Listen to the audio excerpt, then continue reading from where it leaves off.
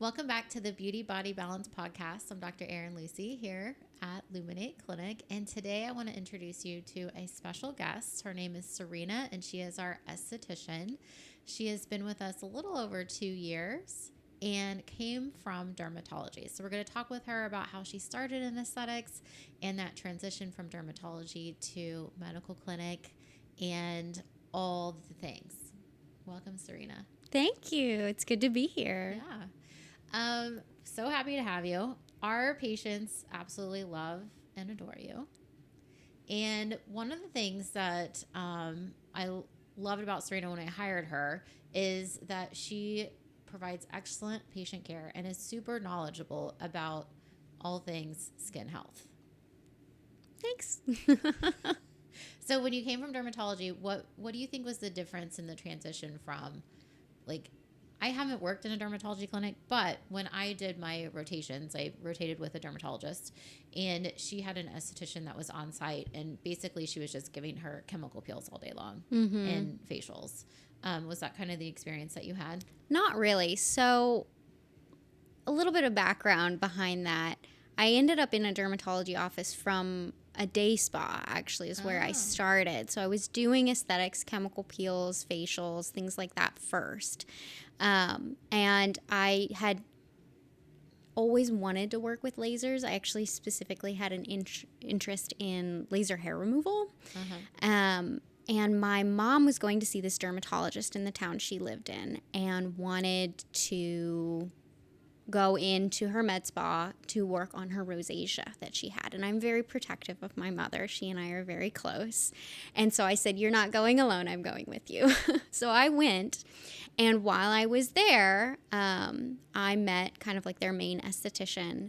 And I actually had corrected her on something that she had said wrong in an ingredient on a product that I had worked with as well. And she loved it. I was like, oh, whew. I thought I'd made her mad or something. I was like, oops, didn't mean to. And she loved it. And they were like, well, actually, we kind of need a new esthetician. Will you apply? And I was like, well, you live it's like an hour away from where I live. I don't know. So I'm like, oh, it's just an application. And then it was just an interview. And then it was just a drive. And then I moved there for it. So we were in like our own little suite. And so a lot of the times we were just getting referred. People were visiting the dermatologist and they were being referred over to where we were located. And so I saw a lot of things like milia removal, healing from Mohs procedures, corrective from things where people had let things go too long and then had to have things corrected, and then I'm fixing the damage. So that's a lot of what I did. And I got to work with laser hair removal just like I wanted. We worked with a few different laser modalities, but nothing like what we have here. Here we have everything you could possibly ever want. It's amazing. So I worked with that dermatologist until she retired. And that's how I ended up making the switch to where I am now. Is I was like, well, what's the next step for me? How can I continue to grow and become the best provider that I can? And you had what I needed. So that was great. And it really was God's timing, because Serena was the very first person to apply for the job. And then we had over 75, 85 applications come in after that. So it took us a while to sift through everything. Wow. But she was the first person that applied. I didn't know that. So it was good timing. Yeah. So I started out as an esthetician. How did you make that transition from I'm going to high school and then going to esthetician school? What was that? So my story was a little interesting. My whole childhood, from a very young age, I wanted to be a writer, actually. Wow, I didn't know that. Yeah, from a very, very young age. Reading was always very prevalent growing up. I had an 8th grade reading level in 2nd grade. It was just what we did. And so all the way up to my senior year, I took this creative writing course, and I loved it. It was everything I wanted, but I just had this feeling you're not going to be able to make a living. You're not going to be able to survive doing this if you're not the best of the best. And so I was like, I have to do something else. Like maybe I can write later in life, do other things. That's always something I can do. But I need something to like pay the bills and be my career. And that was kind of the same philosophy that my mom had, because she has her hairdressing license. Yeah. And she was like, you can go to college, you can do all this stuff, but you need to have a career right now so you can start making money right away. Yeah. That's the way it's done. Yeah. So for me, it was necessity, but I didn't actually start in aesthetic school. My mom had to talk me into it. She's like, I'll help you pay for it. You know, you can work while you're going to school in your free time. But I tried out some college first, and I had great grades, but there was no joy. And so she talked me into going to aesthetic school. I actually went to cosmetology school like you did. So hair, skin, and nails. And it just didn't... Did you ever do hair? Only in school. And then I had occasional friends who were like, I want to be platinum blonde and nobody else will do it. And I was like, I'll trade you pizza for hair. Oh my God. So a little bit, but not much. But when we started the skin chapter, something just clicked for me. I knew that was all I was going to do for the rest of my life. Like that was it. That was my dream. And I didn't know until that moment, and I could feel it, and the way that it made me feel and the way I was able to help other people feel. That's kind of been the backbone of my philosophy, is like, it's how you make people feel and that they remember. I mean, you can be the most knowledgeable or the prettiest or whatever you want to say, but like how you make people feel is what they really remember. We talked about that at our vision board party. How you make people feel is like one of the most important things that kind of resonates with us at Luminate and our vibe here. So we want to make sure that everybody feels special. Yeah. And not in a weird way, but right. But their concerns are valid when absolutely. they come in. Every single concern is valid, and they have it for their own reasons. Okay, so went to aesthetic school. Then did you work at a day spa? Then I worked at a day spa. And that's where I started. That's where you met your fiance? Or no? Kind of. Didn't he work there? Yeah, he did. I actually got him the job. Yeah. So he worked the front desk. Engaged. Yes, I'm engaged. I'm so happy. I got engaged for Christmas. But he and I have known each other like a really long time, but we've only dated a couple years. But I got him a job at the spa I was working at the front desk. And That's so cute. We didn't get along, actually. Oh, no. Not at all. But with time, we came around, became friends first, and that friendship turned into romance, and now he's my life partner. So that's nice. Yeah. We went to an event when Serena first started working at Luminate, and you had to bring a date. And she said, I don't know who I'm going to bring, but I think I'm going to bring this guy. And I couldn't tell if he was her boyfriend or not. It was really interesting. He was telling everybody he was her boyfriend. And I was saying that he was not. not. She was saying he wasn't. It was cute. We weren't there yet. It was still early on. We went through this whole like courting phase of we weren't officially and all that, but meh. So from aesthetic school to the day spa to dermatology. Yep. To medical aesthetics. And here at Luminate with the medical aesthetics, she was talking about all the different lasers that we use. That is one of the main things that she does. However, she did win a national award for her Aquafirm facials, which are incredible. So if you guys have never had an Aquafirm facial, you definitely want to do one with Serena. I love the Aquafirm. When I was at the dermatology office, there were a couple machine facials devices that I would use. And the biggest complaint I got was, I love both of these so much. I wish I could do both every month, but that's like too much with the way that the technology was. And when I came here and you introduced me to the Aquafirm, I just fell in love because that's essentially what it was, but more. I mean, there was so much to it. It had everything that you could possibly want or need in a facial and be able to get medical grade results instead of just like, oh, fluffy, it feels nice, I'm gonna move on with my day, it's not gonna change my life. But I feel like an Aquafirm will, for sure. An Aquafirm will change your life. It's so good. And you leave and you're just like, what realm am I living in? Like, am I even on this planet? I just want to lay here forever. Can you call me an Uber home? Yeah. And the Aquafirm is a medical grade facial, so you do get results with it. And it was something that I performed before Serena was here. So I would do the entire facial, but she does just levels it up more so, where she's giving a great scalp massage or arm massage and just adds all these little touches that that only Serena can do. Sometimes I'll have to fill in for Serena if she's sick or gone, or we need overflow, and I'll do an Aquafirm. It's really kind of a terrible experience for the patients because I'm dropping things and I don't have the rhythm and the flow, and that's why it's so important to go to somebody that's doing it consistently and knows what they're doing. And I do a lot of them, for sure. She does a lot. They're great, for sure. I would get one every day, but that would be way too much exfoliation. Yes. Speaking of exfoliation, that is one of our hot topics for today I want to talk about. That's one of the things that Serena and I really bond over is chemical peels. Yes. When I started my own spa, I only offered chemical peels, and that was it. I already had my RN license, so I could have done Botox and filler and laser, but I didn't do any injectables for about a year.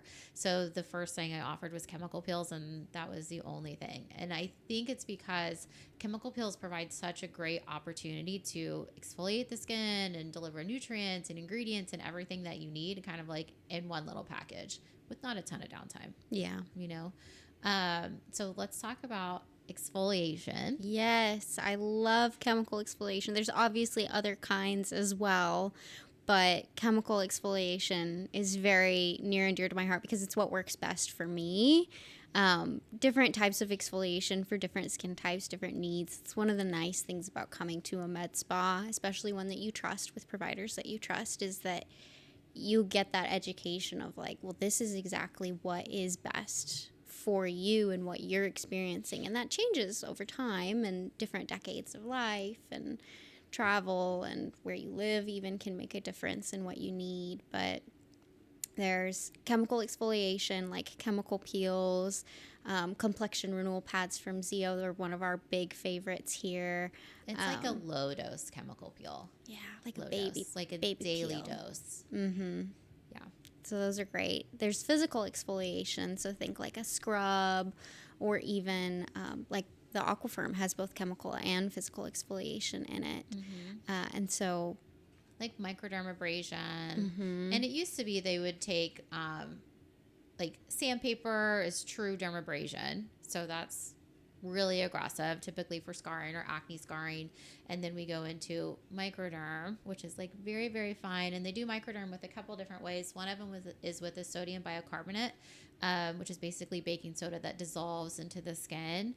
And then the other way is with a diamond tip or a plastic tip that scrape and kind of create like a tiny little scrape over the skin. Mm-hmm. And then dermaplane. Serena's patients love dermaplane. I feel like almost every patient I see is like, can I have a dermaplane? Do you have time for a dermaplane? I would love if we could do a dermaplane today. I'm like, of course you can have a dermaplane. Everybody loves one. Everybody loves one. So you just... Oh, I was going to say, the reason is because it uses a scalpel, so a straight razor, basically. It's a scalpel, medical scalpel, and it takes off the top layer of skin and the hair, the little peach fuzz, and so your skin is totally smooth, especially before photographs, weddings, anything where you're going to have up-close photos, because it gets off all the tiny baby hairs. And it just feels so good, like if you wear makeup, like the feeling of putting that on and not having things catch and everything.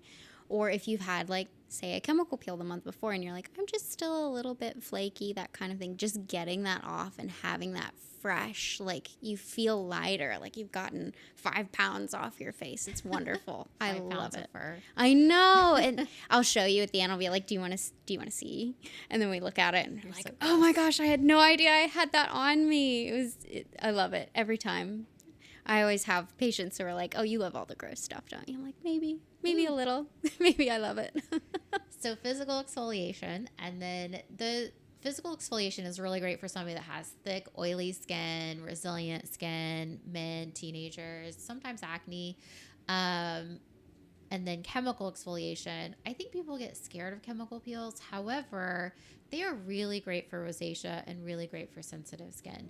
And I know that the word chemical can seem scary, or they think of like Sex in the City when Samantha that had that chemical peel and she had to wear this veil over her face because it was so red. Technology has come a long way with chemical peels, and the ones that we use here in the office are self-neutralizing, so we don't time it. They self-neutralize once they hit that layer of skin that it's supposed to be. We use a superficial, a medium, and a deep peel. We have 13, 15 different options. There are a lot of formulas. Options.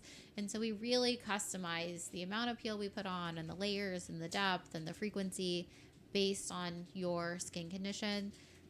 So don't let chemical peels scare you, because they are some of the safest, gentlest things that you can do for your skin health. And just like as a personal story, I have very sensitive skin. I know a lot of people resonate with that. They're like, I feel like it doesn't matter what I do, it's just going to be irritated. And I actually started my skincare journey with chemical peels. I did a full series, which I recommend, instead of just doing one-off treatments, stick with 6 back to back. Yes, stick with something. I actually did 8 when I did mine. And I used one of the formulas that we carry here now. And that was like 8 years ago, something like that, that I did that. And it changed my life, changed all my skin. And that's one of the things that I get compliments on regularly is people are like, oh, I just want my skin to look like yours. And I'm like, that's so sweet. I've worked really hard at it, and I do all my chemical exfoliation all the time. So I love that. The reason that chemical exfoliation is safer for the skin is because if we have physical exfoliation, we are scrubbing and scrubbing and scrubbing. And then sometimes you can go too deep, and then that barrier is broken down, and then you're rough and you're dry and you're dehydrated. And then products that you put on afterwards can burn and sting because there's nothing to create that barrier or filter it out. But with chemical exfoliation, the way that I think of it is those chemicals are going into the skin, and our skin is like a brick wall, basically. And then you have that mortar in between, and that mortar is called desmosomes. It's like a double-sided tape that sticks the skin together, and the chemical peel goes in and dissolves the desmosomes and allows for easier exfoliation. And so once the skin is getting tighter and tighter and tighter, what happens, are closer together, then that peel is not going to go in any deeper because it can't fit into those little grooves anymore. And then that's where it self-neutralizes, is on that healthy layer of skin. So the peel's only going to take off what needs to come off in that process. Yep. Yeah. Which makes me think of enzymatic exfoliation is another type that we have that works kind of similarly with those bonds in there. It dissolves all of that, breaks it down. And that's one of the most gentle forms of exfoliation that you can have. It's just that gentle breakdown happening instead of scrubbing it off or melting it off, that kind of thing. You've got just this gentle breakdown. So if you're really nervous, you can always start with some enzymes and things like that. So that's a really great way. I do mostly enzymes at home, that kind of thing, but you can have them done in office as well. So if you're like, I don't know, I just feel like I need somebody to hold my hand through the exfoliation process, come see me. I got you. We got enzymes too. I use the Zoe enzymatic peel. Yeah. I keep it in my shower and do that once a week. It's like my Sunday shower routine. Yeah. The funny thing about enzyme for skincare is they are typically made of papaya, pineapple, that kind of thing. So they smell, you'd think they would smell really pretty, but they smell more like fruits that's been sitting. Like rancid? Yeah, not rancid per se, but basically. Yeah, more fermented kind of smells. I have this one toner that we use regularly here that's called Nutrient Toner. And it smells, yes, it smells like pumpkin wine. I mean, it has this kind of spicy, sweet smell to it. So those can be pretty enjoyable experiences as well. Definitely not rancid, that's for sure. Not rancid. That's the wrong word. Yeah. Wine was a good way to put it, like that fermented kind of smell. So those are really gentle. So the importance of exfoliation is getting that cell turnover to happen and kind of forcing your skin to do bend to our will, especially when we are treating skin conditions like acne, even rosacea, and pigment and wrinkles. Yes. Right? Those are kind of the 4 big things that we treat. And the with wrinkles, we have to get the dead skin off the surface to make sure our peptides are working and make sure our lasers are working and to help that fine line to kind of come up. And with pigment, we need to have like that pigment will be at the bottom of the skin, and we need it to come up faster. So yes, we can burn it with our lasers and we can lighten it with the peels, but in order to get that pigment from the bottom up, we have to like physically or chemically exfoliate the skin, and the results will come so much faster if you exfoliate. One of the things that I like to say is like it's like sending a new manager into the factory that is your skin cell factory. So as we get older or things get damaged, things like that, everything slows down. That process isn't as efficient. It's not as effective.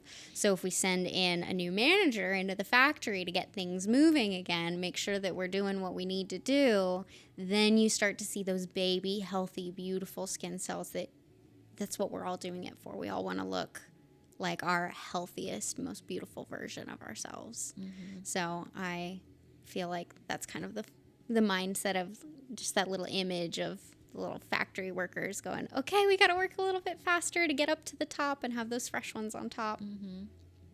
So that's the goal, is essentially getting your skin as healthy as possible and then functioning and glowy. Mm-hmm. Get that going. Get that going. Well, thank you so much for coming, Serena, and being Thanks on our podcast. Me. If this episode resonated with you, you want to learn more about exfoliation, have a friend that wants to learn about exfoliation, chemical peels, physical exfoliation, microderms, Aquafirms, all the things, definitely send this to them, save it, like it, share it, and we hope to see you at Luminate soon.